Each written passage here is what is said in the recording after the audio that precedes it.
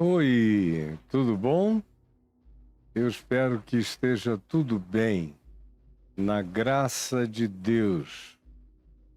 Porque assim, eu não sou TDAH nem nada disso, mas meu senso de nível e prumo é um negócio infalível. Esse aqui tá meio caidinho, Caio. Pode dar uma melhorada nele aí, porque pode ser que em casa ninguém esteja notando, mas eu noto, aí fica me incomodando, que parece que estão me agredindo. Eu não sou um ente muito simétrico.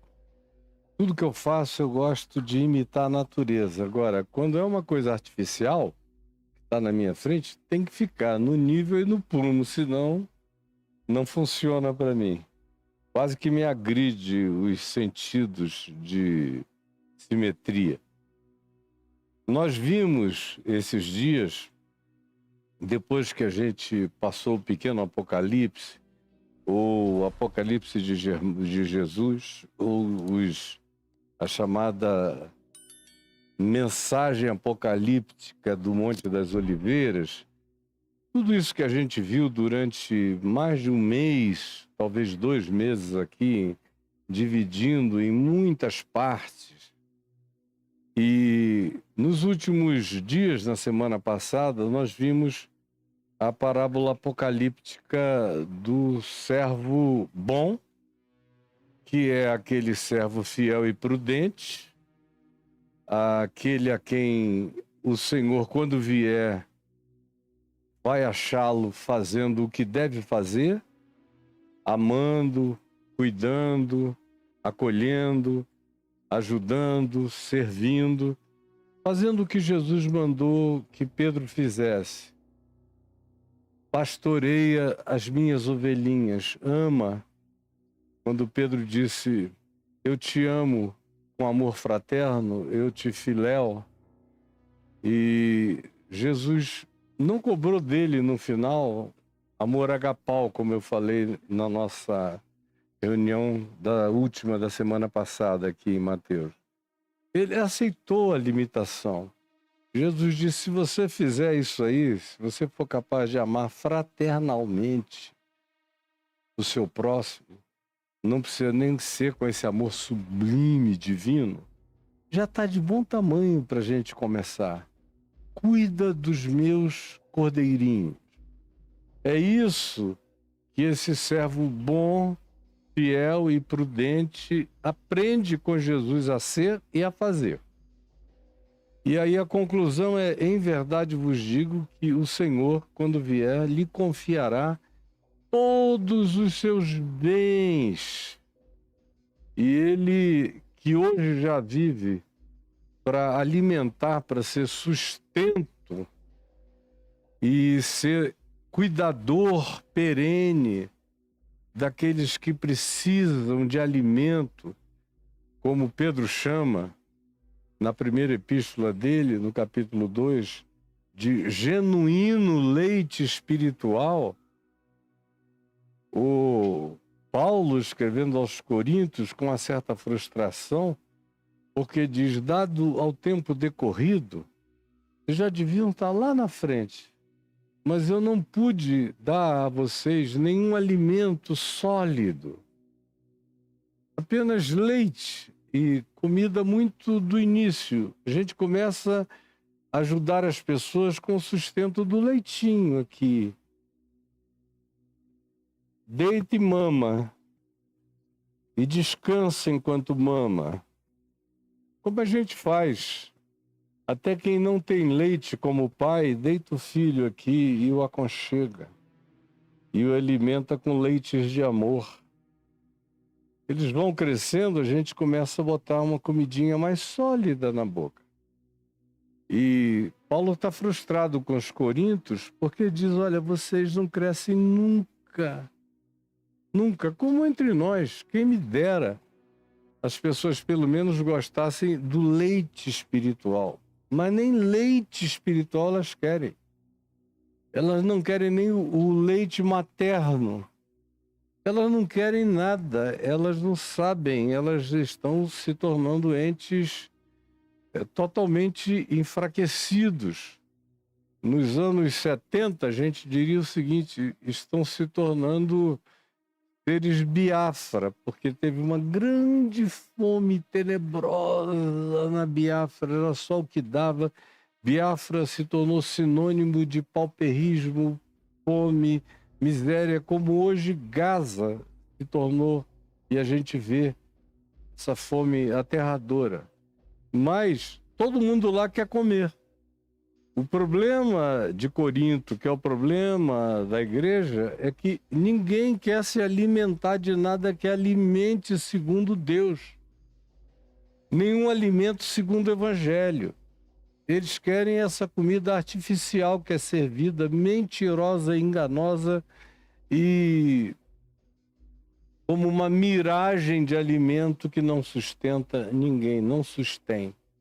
O servo bom é aquele que dá sustento toda vez que alguém precisa, a seu tempo. Teve fome, ele chega. O objetivo é passar do alimento primário, do leite, como Pedro diz, genuíno leite espiritual, e dar alimento sólido. Até que a pessoa começa a aprender a comer por conta própria, o que já é uma vantagem. Eu criei muitos filhos e netos, de modo que eu passei a vida vendo. E eu observava com grande alegria quando um filho meu já chegava e dizia, não, não quero não. Quando você tentava dar na boquinha e ele começava a fazer esforço para ter autonomia de autossustentação, para mim, como pai, era e é extrema alegria, é sinal de independência, crescimento, autonomia, quando a pessoa começa a comer o que você deu, mas ela própria se serve. Esse é o objetivo. Pai e mãe não estão interessados em que o filho vá pedir comida na casa dos outros. O interesse é que ele coma, ela coma a comida que foi preparada em casa, com aquele cuidado e carinho para alimentar saudavelmente. Mas fica muito feliz quando a pessoa ganha autonomia de comer, a passar a se alimentar. Isso é sinal de maturação, de evolução, de crescimento, é poder fazer isso por si mesmo. E esse é o objetivo. Até que, como diz Paulo também em 2 Timóteo, no capítulo 2, versos 1 e 2, ele diz que a gente começa dando o alimento até que a pessoa começa a comer o alimento, até que a pessoa passa a servir de provedor, de sustentador para outros. Leia lá, 2 Coríntios 2, 1 Coríntios 2, versos 1 e 2. Para passar para outros e outros e outros. Esse é a parábola do servo bom. E mesmo o Senhor demorando milênios, ele não acha que ele é o dono do reino. Ele é sempre um servo. E ele está sempre apenas e tão somente para servir. Aí Jesus introduz um segundo servo, que foi aquele que deu o nome à nossa mensagem. O Apocalipse do servo mau. Quando ele diz no verso 48 de Mateus 24, mas se, eu falei bastante aqui nesse mais se, daqueles que começam bem, e com o passar do tempo vão olhando em volta, meu Senhor demora, acho que ele não vem não. Aí quando a gente chega numa época, numa era como a nossa, o cara olha para trás, já tem 2000 anos, ele não vem não. Então o nome dele está aqui é para eu usar e em nome dele eu fazer o que eu quiser. Então a soberania não é mais de Deus, é minha, é da igreja, é das 7 montanhas, é teologia do domínio, o galardão celestial. Eu não sei nem se existe, eu vou cuidar do meu galardão terreno. Eu quero é grana, carro, casas, fazendas, helicópteros, jatinhos, para mim. Ele, Jesus, não dava mínima, como diz Pablo Marçal, porque não era casado e não teve filhos, nunca se preocupou com dinheiro. Mas eu quero ter muito, eu quero ter para mim e para muitas gerações. E devagar ele vai, porque o Senhor demora, porque o Senhor não voltou logo, não voltou ainda, a maioria se sente dona do negócio. E Jesus tinha tanta certeza disso, que ele contou várias parábolas assim, dos arrendatários da vinha, de vários que o senhor de alguma fazenda contratou. Nos casos todos aventados por Jesus em Mateus, Marcos e Lucas, aconteceu o mesmo fenômeno. Os que receberam a obrigação de cuidar se sentiram donos, aí começaram a matar os servos enviados, até que por fim mataram filho, tomaram posse de tudo. São os donos do reino de Deus, eles é que determinam. Eles são o Israel de Deus, eles são a igreja de Deus, eles são os eleitos de Deus. Quando o cara começa a dizer, eu sou o Israel de Deus, eu sou a igreja de Deus, eu sou o eleito de Deus, eu sou o ministro de Deus, muito prazer, profeta Caio Fábio, muito prazer, apóstolo Juvenal dos Santos, olha, caia fora porque esse bicho aí já virou monstro. E é só uma questão de tempo, você vai verificar a monstruosidade desse bicho que se desenvolveu na espera. Ele se desfigurou na espera. É uma das advertências que Jesus faz sobre esse interregno ali. Enquanto eu pôr assunto aos céus, até que eu volte, haverá um interregno previsto em todas as parábolas e em tudo que Jesus fala tem um interregno. Tem um intervalo. E ele diz que o maior problema para os seus discípulos, apóstolos, servos, comissionados, enviados, seja qual seja o apelido, mora na espera, mora no aguardo, mora na demora de Jesus voltar. É nesse lugar que cresce a apostasia, que crescem os dominadores do rebanho, como Pedro disse, os dominis, os césares, os senhores dos rebanhos, os kaisers do rebanho, habitam o interregno, é aí que eles crescem. Como foi o caso de Judas, porque Jesus não realizou nos dias da sua carne, enquanto Judas e os demais apóstolos andavam com ele, o projeto da concreção visível e soberana e poderosa ao reino de Deus, provavelmente tenha sido por causa disso que Judas se impacientou, falou, não, eu vou provocar esse cara, eu vou entregá-lo para as autoridades, porque quando as autoridades chegarem, ele vai perder a cabeça, ele vai chamar as legiões de anjos, ele vai fazer isso aqui acontecer, vai virar esse jogo, vai arrebentar esse trono e o reino vai ser forçado a vir. uma espécie de teologia do domínio. O pai da teologia do domínio original, mais primeva, foi Judas Iscariotes. Viu, Clarinha?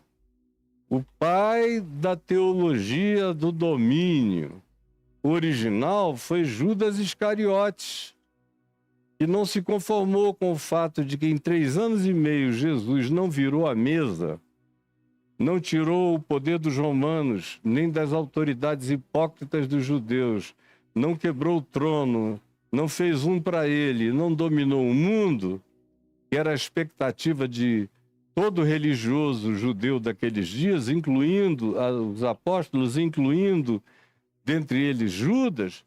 Talvez o que Judas tenha pensado, é só um talvez, que eu me dou o direito de dizer talvez, o que ele tenha pensado era isso: eu vou forçar.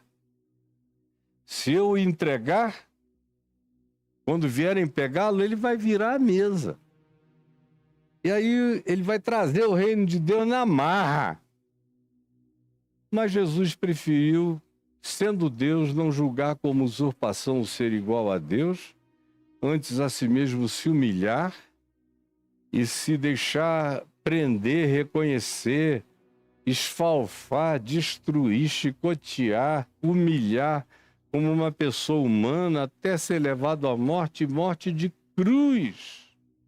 Pelo que Deus o exaltou e lhe deu um nome que está acima de todo nome, para que ao nome de Jesus se dobre todo o joelho no céu, na terra e debaixo da terra. Mas, só concluindo aqui para eu fechar esse parêntese, esse processo do interregno entre Jesus ter ido aos céus e a volta dele, que está presente em várias parábolas, como eu já falei e repeti muitas vezes, é aonde mora o lugar da teologia do domínio, a teologia da prosperidade, dos pastores dominos, dominadores do rebanho, controladores, manipuladores, ou seja, é aonde surgem e daí é que brotam os servos maus de Mateus 24, 48.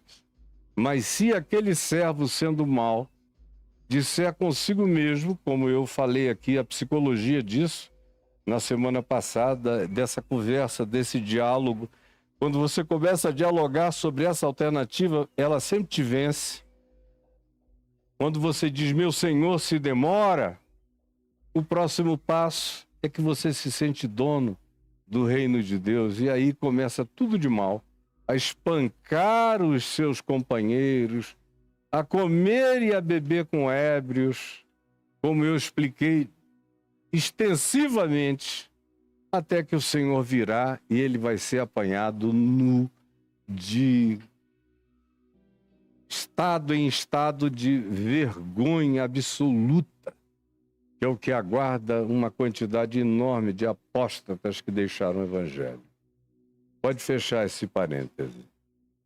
E aí o Senhor conclui dizendo, então virá o Senhor, na hora em que ele não sabe, na hora que ele não espera, e castigá-lo-á, lançando-lhe a sorte com os hipócritas, que é o grupo ao qual o inferno se destina. Isso é que é interessante nos evangelhos. Os evangelhos não associam o inferno a quem está na alienação. Você não vê Jesus chamar um único romano de filho do inferno, um pagão de nenhuma das decapólis em volta da Galileia de filho do inferno, mas ele chama os religiosos de Jerusalém, praticamente 98% das vezes ele associa o inferno a esse pessoal religioso do templo em Jerusalém, que são também aqueles que ele chama de hipócritas. Você não vê Jesus chamar uma prostituta de hipócrita. Tudo que ela não é hipócrita. Ela pode fazer fila, igual uma Messalina, mulher de Cláudio Imperador, fazendo fila de homens para possuí-la, mas hipócrita ela não é. Ou ele não é. É tudo muito claro. Agora, os religiosos não, são os hipócritas. E também há uma associação íntima entre essa hipocrisia religiosa, que fica botando o dedo na cara dos humanos, dizendo quem eles devem ser e a serviço de quem eles devem existir, e o inferno. Ao inferno, essas pessoas são ligadas sempre, e o inferno é povoado, de acordo com Jesus, por esse tipo de gente. São anjos caídos, são demônios, o diabo e hipócritas. No inferno, onde nem arrependimento há. Nem arrependimento. Há choro de raiva. Não é choro de quebrantamento. Se houvesse uma lágrima de quebrantamento no inferno, essa pessoa, por essa lágrima de quebrantamento do inferno, sairia. Viu, Clarinho? Se houvesse uma lágrima de quebrantamento no inferno, por essa lágrima de quebrantamento, essa pessoa do inferno sairia. Então, quando Jesus diz, castigá-lo-á lançando-lhe a sorte com os hipócritas, ali haverá choro. Não é choro de quebrantamento, é choro de raiva. A prova disso é que isso vem seguido de ranger de dentes, é raiva. É raiva. É gente que nem no inferno, nem na experiência da separação total de Deus, nem sem os traumas todos que justificam, explicam ou dão algum tipo de compreensão para a gente avaliar a dificuldade cognitiva de uma pessoa aceitar, compreender a verdade por causa dos excessos de acumulação de trauma. Não. No inferno não há mais trauma. Tudo é o que tudo é, todo mundo vê o que não quis ver, todo mundo ouve o que não quis ouvir, todo mundo fica sabendo o que se negou a saber, todas as verdades se tornam absolutas. E o inferno não é medido por tempo, é instante. É instante. Não cabe no espaço-tempo, é outra dimensão, tem a ver com eternidade, mas é uma eternidade adensada de tudo que nem no espaço-tempo cabe, de concentração, de compreensão, de significado e de interpretação absoluta de tudo, mas mesmo assim os caras choram de raiva e rangem os dentes de ódio e selam seu próprio destino, de certeza das certezas que infernizaram as suas almas, fazendo-os tornarem-se servos maus, dominadores, kaisers do próximo, como nós estamos cercados deles nos nossos dias. Aí Jesus, dizendo isso, chega ao capítulo 25, a essa parábola que eu vou introduzir no dia de hoje, mas eu vou estender-me nela durante a semana. Quando ele fala das virgens, é outra parábola. No mesmo ambiente, na sequência do pequeno Apocalipse, ele diz, então, o reino dos céus será semelhante a 10 virgens. Esse então significa, dito isto, ou tendo isto tudo que eu falei em contexto, considerando tudo isso, eu preciso apresentar a vocês uma outra dimensão do reino dos céus.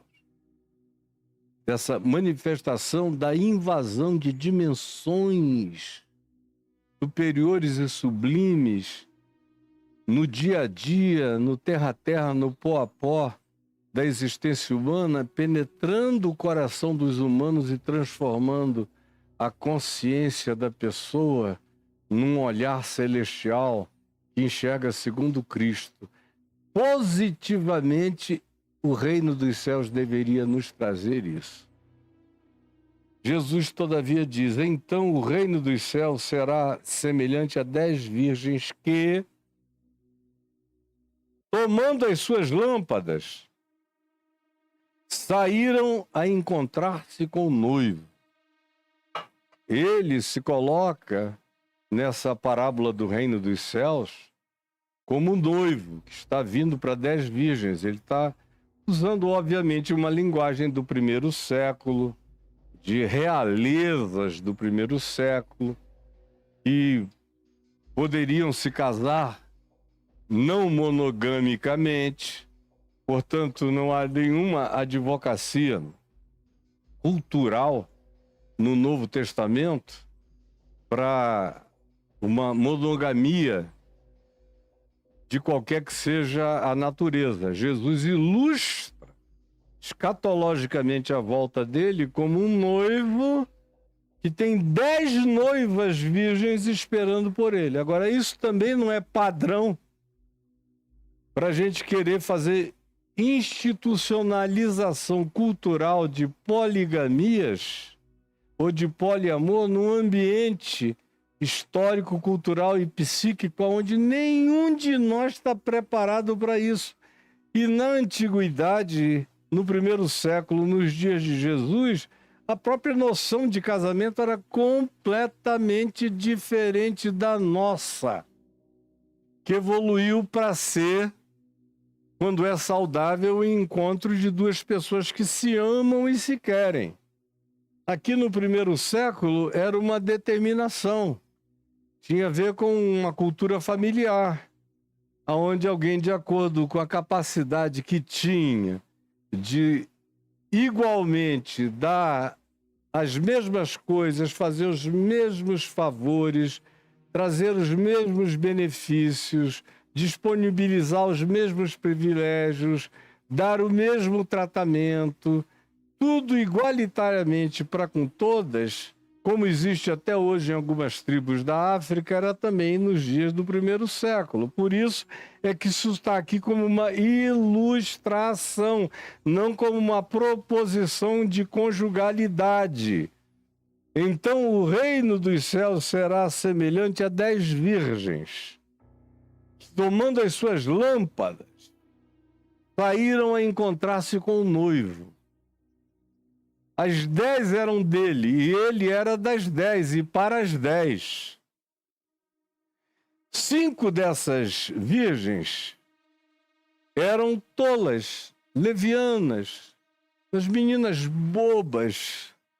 Estavam ali só dizendo, eu vou casar com o cara mais bonito do pedaço, o mais rico, o mais poderoso, o mais maravilhoso, ou que tem o maior séquito, que vai me fazer e me trazer os maiores galardões.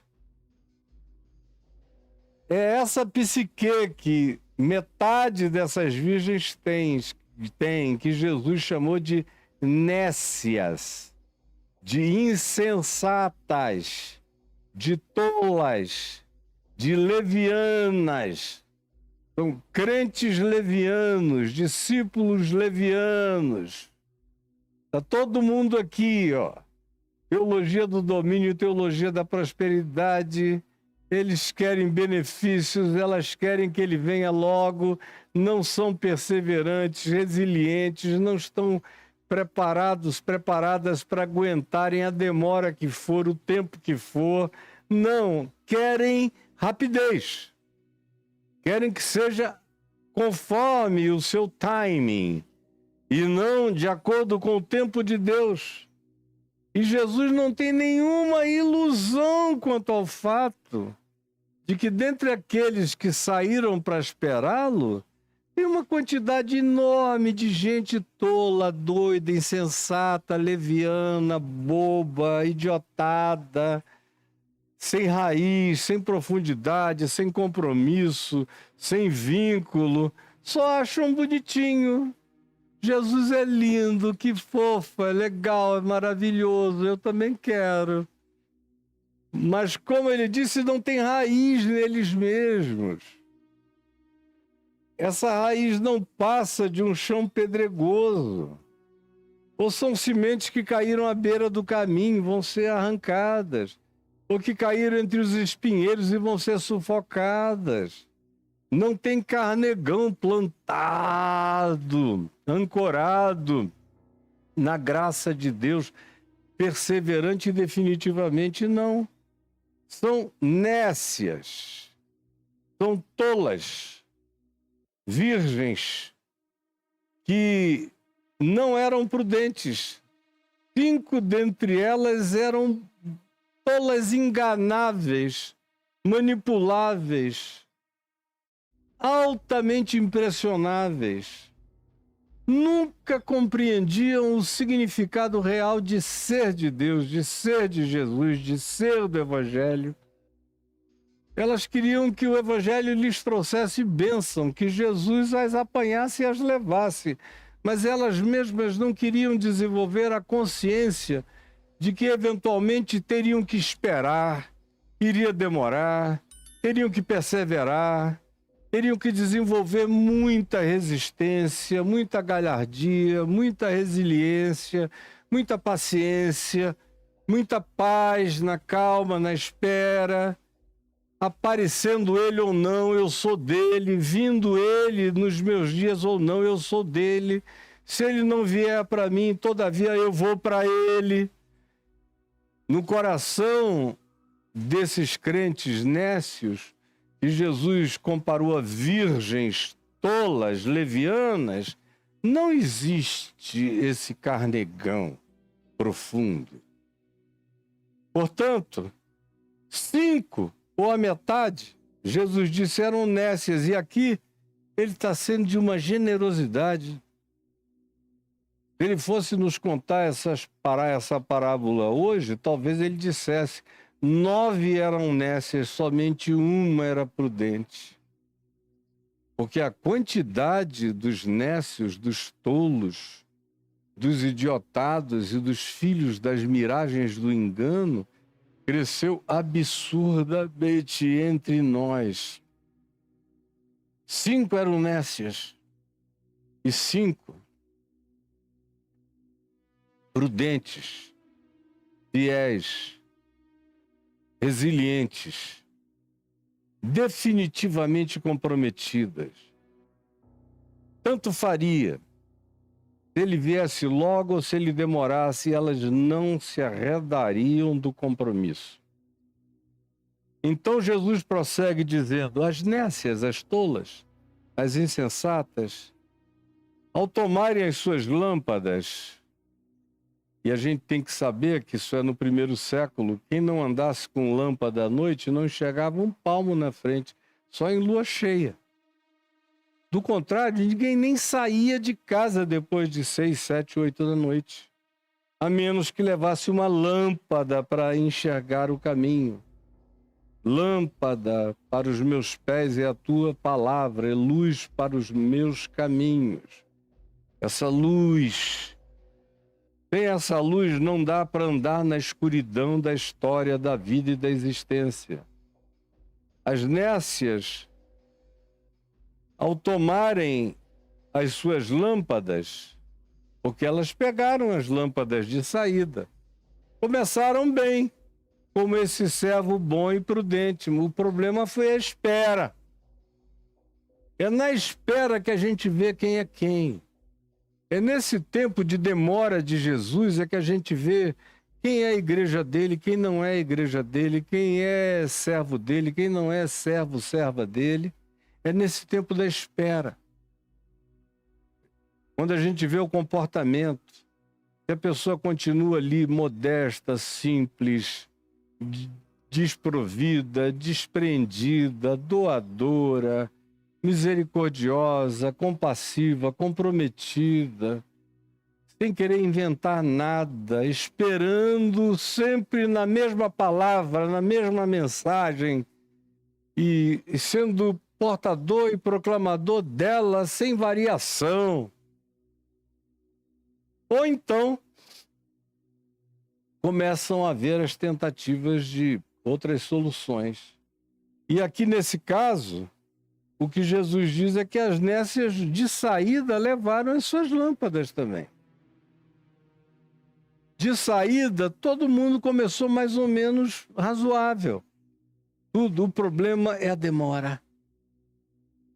Deus está demorando a agir comigo. Ele não está respondendo às minhas orações. Jesus está demorando a voltar. Oh, meu Deus! Eu vejo muita gente hoje em dia dizendo que perdeu a fé porque Deus não está intervindo em Gaza para parar a mão satânica do Netanyahu. Esperem, não é assim. A história não é feita de estalos, isso aí é a internet, a história humana não. Você está vivendo na internet e não aprendeu ainda a viver na história humana, onde tudo é tempo, espaço, demora.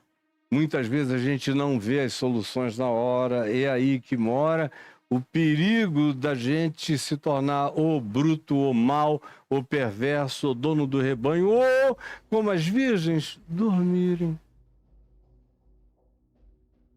Perderem a esperança, irem fechando os olhos para a palavra, irem fechando os olhos. Quando eu comecei a pregar o Evangelho, há 52 anos atrás, todo mundo me assistia assim, ó. Literalmente. Hoje eu vejo o povo assim, ó. É a mesma palavra. Quem mudou? Assim. E o desinteresse. Busca de conforto. Quem me ofereceu o melhor conforto, eu acho que eu vou ficar esperando Jesus sentado. De preferência adormecido. Sob o efeito de muito opioide, porque eu não quero nem me lembrar de que eu esperei tanto. E se desliga. E se aliena. E se desconecta. E se desinteressa. E se desapaixona. Perde todo o fogo, todo o ardor.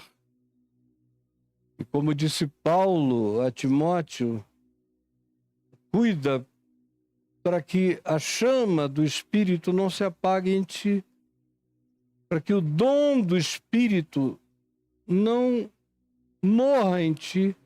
Reacende a chama do dom de Deus que há em ti, que te foi concedido pela imposição das minhas mãos.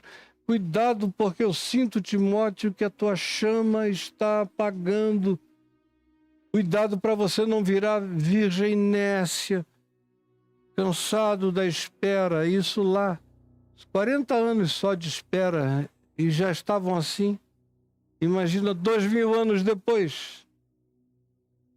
Por isso é que eu disse que provavelmente essa parábola contada hoje, Jesus iria dizer, 9 dormiram, só um ficou acordado. As nécias, ao tomarem as suas lâmpadas,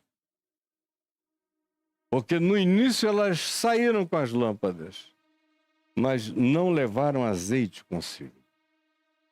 Não levaram. Elas disseram, quer saber, eu me garanto, eu sei o dia. Olha a história do eu sei o dia.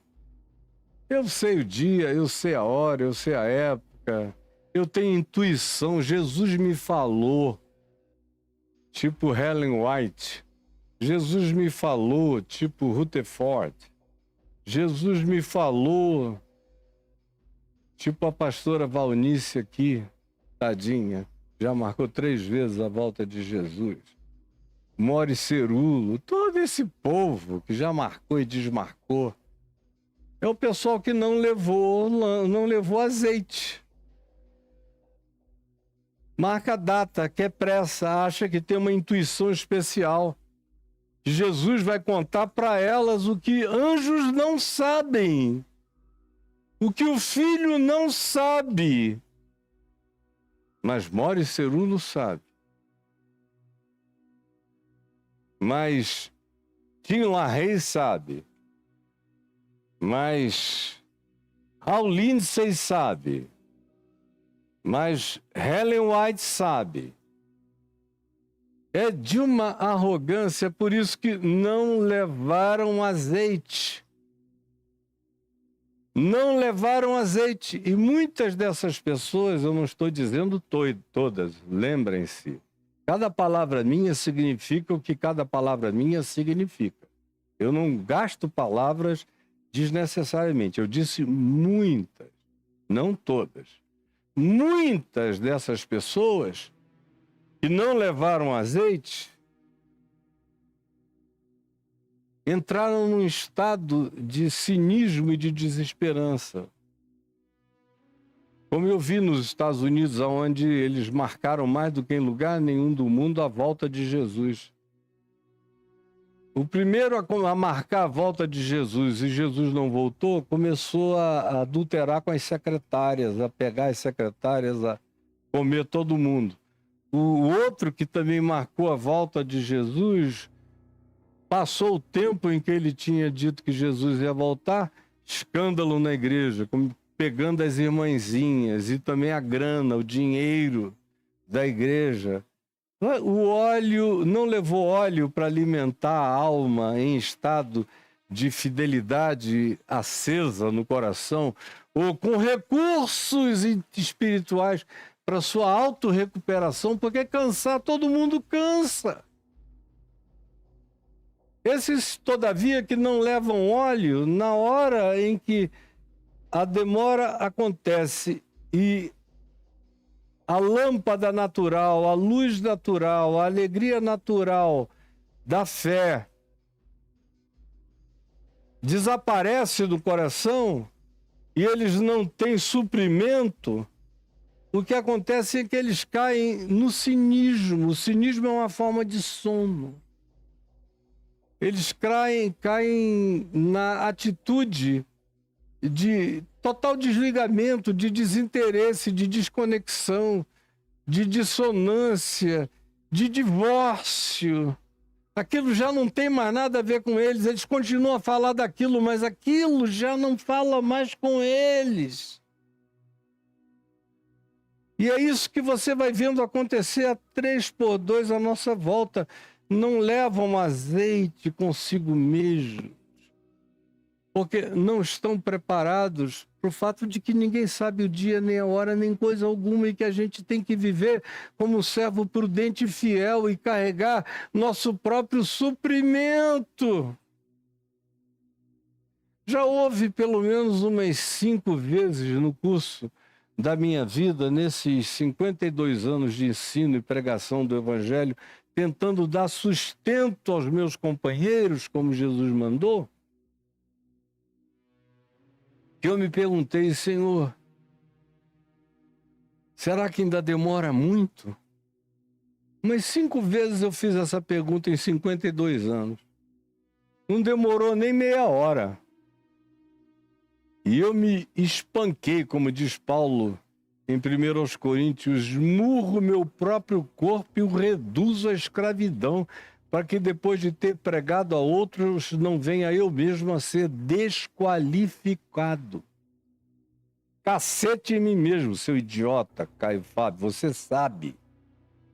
Você não tem esse direito, você sabe que vai demorar e você sabe que quando ninguém estiver esperando, o Filho do Homem virá. Você sabe, você não. Permissão nenhuma. Você não tem esse direito, o teu juízo é grande. Você sabe muito para brincar disso e de fazer perguntinhas. E agora tem pelo menos uns 30 anos que nenhuma vez essa pergunta vem no meu coração. Nenhuma, nem por meio segundo. Por outro lado, eu sei que o meu reservatório está cheio de azeite para aguentar, para esperar, nem que seja numa gruta fechada com a minha família ou com os meus filhos ou sozinho. Tem azeite para espera, porque ou ele está vindo para mim ou eu estou indo para ele. Mas eu não chegarei apagado. Em nome de Jesus, eu não chegarei apagado. As nécias, ao tomarem as suas lâmpadas, não levaram azeite consigo. No entanto, as prudentes, além das lâmpadas cheias, cheinhas, com o pavio aceso, levaram azeite nas vasilhas reservas. Tem vasilha reserva, tem tanque reserva, tem recipiente reserva. Quem é prudente e fiel tem as suas reservas para as esperas, para as demoras, para o absurdo da experiência humana, para a loucura apocalíptica, para a doideira total, para a apostasia, para a perda absoluta da fé em todo lugar. Tem reservas. Dizendo, ninguém mais quer, mas eu tenho as minhas reservas. Ninguém mais quer obedecer, mas eu tenho as minhas reservas. Ninguém mais quer servir ao Evangelho, mas eu tenho as minhas reservas. Eu tenho as minhas reservas, viu, Clarinha? Desde que eu comecei a falar de reservas, guarda isso aí. Eu tenho as minhas reservas. No entanto, as virgens prudentes, além de levarem as lâmpadas com seu óleo aceso, levaram azeite nas vasilhas. Eu tenho que carregar reservas para além do tempo, para além da especulação, para além da intuição, para além da teologia, para além da racionalidade, para além das filosofias cristãs, para além de tudo eu tenho que ter minhas reservas. E elas só acontecem, essas reservas, quando você tem vida com Deus. Quando você tem recursos de Deus acumulados em você. Do contrário, viu, Clarinha? Você vai se perder. Olha aqui para mim. Levaram azeites nas vasilhas. E tardando o noivo, olha, mais uma expressão de demora. Nessas parábolas, todas elas de Jesus, com relação à vinda dele, todas têm o interregno. As parábolas da demora de Deus, tardando o noivo. Essa é uma frase forte e deveria ser pregada quase todos os domingos e reuniões de congregação de fé. Tardando o noivo. O noivo disse para as noivas que ele demoraria. O que é muito melhor, não é?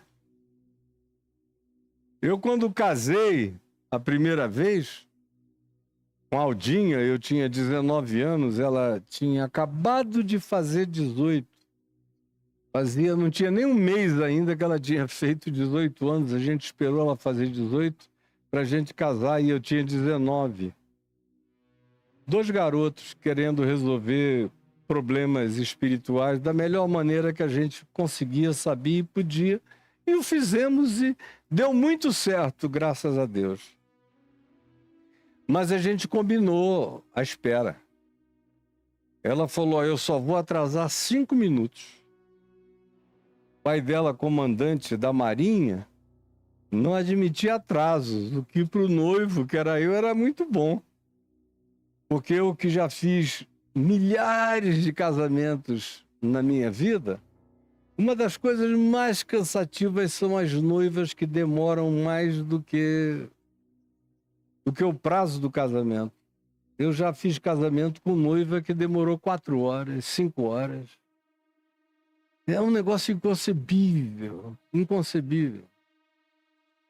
Chegou um ponto na minha vida em que eu dizia, olha, eu só vou sair de casa quando você, noiva, avisar que você saiu da sua casa, indo para o templo, aí eu vou.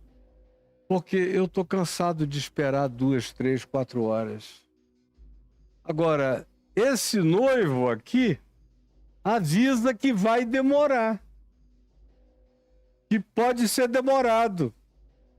Ele não diz a hora que ele vai chegar, mas ele induz a ideia de que vai haver um tempo de espera. Quando eu casei com a Adriana, nós já adultos, pais de filhos adultos, já tínhamos netos. Quando nós casamos, já tarimbados pela vida, teve um pequeno atraso, porque, coitadinha, a gente sem dinheiro, sem nada, um casamento pobre. E ela teve que ir no carro de um amigo meu, aí houve atrasos para isso, para aquilo, mas assim mesmo não demorou mais do que uma meia hora. Uma boa política para quem vai se casar é calcular o atraso e não brincar com o cálculo. Aqui se diz no verso 5 do capítulo 25 de Mateus: e tardando o noivo, foram todas tomadas de sono. Todas. Não tem ninguém bom, porque nessa espera, minha gente, todo mundo cansa. Desde o primeiro século. Paulo sonhava em que Jesus voltasse com ele ainda vivo. Lá em João 21, quando Jesus, respondendo a Pedro, diz acerca de João, o apóstolo: se eu quero que ele fique até que eu volte, que te importa? Coloca todo mundo em estado de vigilância, porque a hora em que não cuidais, no dia em que não esperais, o Filho do Homem virá. Agora, como ninguém sabe, cada um se prepare, e você não fica olhando para o outro, porque pode ser que você seja levado antes e que ele fique aqui até que eu volte. Mas ninguém sabe, nem o Filho sabe. Cuide de você mesmo, cada um cuide de si. Agora, eu vou deixar você pensando nisso hoje. Cada um cuide de si, mas todo mundo dorme. Todo mundo cansa. O segredo é ter reservas ou não ter reservas. Eu tenho visto muita gente que começou bem, mas tinha apenas o azeite para o primeiro momento da caminhada. Não tinha o azeite nas vasilhas para as esperas, para as sucessões de demoras na existência, de dificuldades e de impaciências e de perguntas e de questões. E aí vão perecendo e dormem o sono da morte, praticamente. Porque sono todos têm, cansaço todos terão. A diferença é que alguns levam recurso extra para enfrentarem com perseverança a demora da volta do Senhor. Senhor Jesus, eu quero te pedir que essas palavras singelas, como tu as pronunciaste, com a simplicidade das tuas construções, das tuas parábolas, das tuas analogias, permite que elas entrem, mas entrem mesmo e nos retalhem por dentro, o interior inteiro. Eu quero ser ferido pela memória do Evangelho, para que eu não me esqueça da palavra da tua exortação em nenhum dia da minha vida. É o que eu te peço que aconteça com todos os que estão aqui conosco hoje. Em nome de Jesus. Amém e amém. Olha só, gente boa de Deus, amanhã a gente volta. Eu não estaria aqui hoje, eu estaria em São Paulo até quinta-noite. Mas houve uma coincidência de doenças da minha mulher, e não é uma doença tópica, é uma situação sistêmica que a gente está tratando, e eu fiquei adoecido de sábado passado para frente, mas eu ia fazer a viagem assim mesmo, me sentindo muito mal. Sexta-feira teríamos um daqueles programas lá no Inteligência Limitada com Vilela, Caio Fábio contra 20 antagonistas. Até me mandaram os nomes e as fotos dos antagonistas, queriam me perguntar e querer me espremer. Eu gosto disso. Estou fazendo isso há mais de meio século, não é novo para mim. E na última hora houve uma coincidência e a gente acabou, com a coincidência paulista e mais aqui de Brasília, cancelando a viagem, jogando-a para outubro. quando eu irei cumprir o que eu faria agora.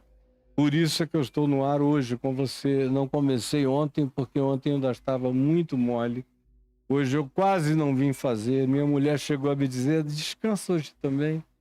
Mas eu estava com muita vontade de deixar pelo menos essa palavra com você. Você está vendo passar aqui um Pix? Eu não esqueci de pegar com a Adriana, Clarinha. Mas eu faço isso amanhã, fica tranquila. Os nomes das pessoas que nos ajudam no pessoal. Você está vendo aqui o Pix do CPF, Caio e Adriana, é para aqueles que pedem para nos ajudar pessoalmente. Minha vida, eu e minha mulherzinha. Tem um segundo Pix passando aqui, que é um CNPJ, é pessoa jurídica. Já é o meu ministério, é daqui para lá, é para você. E cada dia mais a gente está precisando de gente, de editores, de recortadores. Estamos começando a fazer tudo em inglês agora também. Vamos acumular dezenas em inglês para quando a gente abrir o canal em inglês nos Estados Unidos ou no Brasil. Alguns canais serão abertos nos Estados Unidos e na Europa ou na Inglaterra em inglês, para vocês divulgarem para todos os amigos do mundo que só entendem inglês. E aí isso está dando um outro trabalho adicional. Tem muita coisa acontecendo, muita edição. Eu preciso de mais gente. Hoje eu estou precisando de um teólogo para trabalhar aqui comigo, contratado, um amigo meu, mas que tem 2 filhos. Eu não posso tirá-lo e botá-lo no nada. Eu tenho que oferecer um sustento a ele. E eu estou precisando reunir aí uns 8 a 10 mil reais a mais para pagar o sustento dele, para ele trabalhar comigo, porque eu estou numa fase do processo ministerial que eu preciso de alguém que conheça teologia, história, arqueologia, conflitos e polêmicas teológicas, para ir ajudando a separar milhões de vídeos meus que vocês nunca nem viram, nunca nem chegou ao conhecimento de vocês, não viraram nem cursos, nem coisa alguma, está tudo guardado. Se eu morresse hoje, eu teria em estoque coisas para anos e anos e anos. Só que eu não quero morrer para isso acontecer, eu gostaria que isso começasse a acontecer enquanto eu estou vivo. Com 70 para 71 anos de idade, eu quero ter esse privilégio de ver as minhas coisas prontas para serem oferecidas ao mundo. Então, se você quer ajudar, isso não tem nada a ver comigo, não é pessoal, é ministerial, aí o CNPJ. Para quem diz, eu queria mais informações, eu não gosto de Pix. Cada um com as suas manias. Escreva caiofab.com.br e enter. Aí você cai em cima, está piscando ali contribuições. Aí você entra em contribuições, tem 2 bancos, Santander, Banco do Brasil, com agências e seus respectivos CNPJs. Embaixo tem mais opções. Vá, passe o verde direto e chegue aí. Tem os 2 bancos, outra vez, tudo igual. Diferença é que tem os cartões de crédito, para quem gosta de programar contribuição. E a maior vantagem do cartão é a programação de contribuição. Em vez de dar todo mês, você programa logo 6 meses, 8 meses, 1 ano inteiro. Embaixo tem o PagSeguro e para quem está me vendo no exterior, tem o PayPal, que é a falta de desculpa que qualquer um tem para não contribuir, é o PayPal. PayPal não te dá essa desculpa. Se você quiser ajudar,